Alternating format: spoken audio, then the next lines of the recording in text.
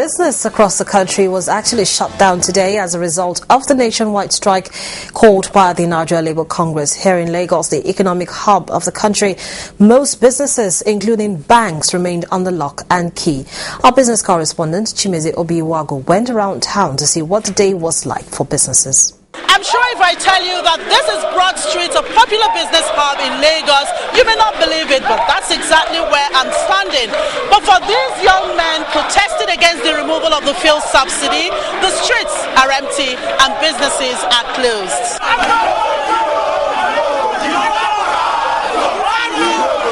Irrespective of how angry these youths may be, the streets were quite peaceful as there were police presence everywhere. However, my interest here are the businesses which have remained shut.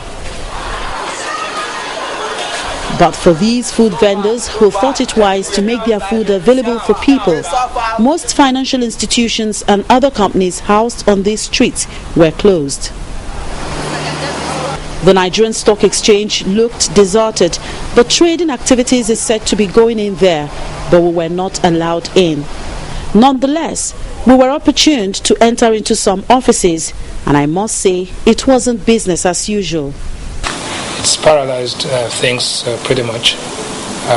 We are offering skeletal services, waiting for things to be resolved, and as soon as they're resolved, we get back to business. Strike actions definitely come with its own impact on the economy generally, but the CEO of Financial Derivatives Limited thinks it was time government is made to be accountable.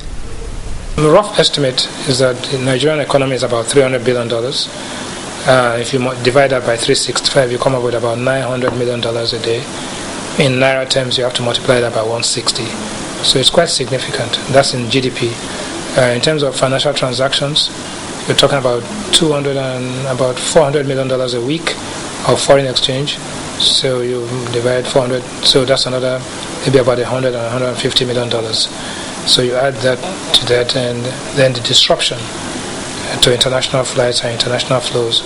So there's an opportunity cost to the business, but that is nothing. It's pale in comparison to the advantages of restructuring the economy. While the strike action continues and compromise not reached soon, there is no doubt that the economy will further depreciate. Chimeze Obiwago for Channels Television News. Commercial activities were also at a standstill in the Federal Capital Territory, Abuja, earlier today, with the strike fully in place in the city. The Federal Secretariat was empty, with workers firmly rooted in their homes in solidarity with labor unions.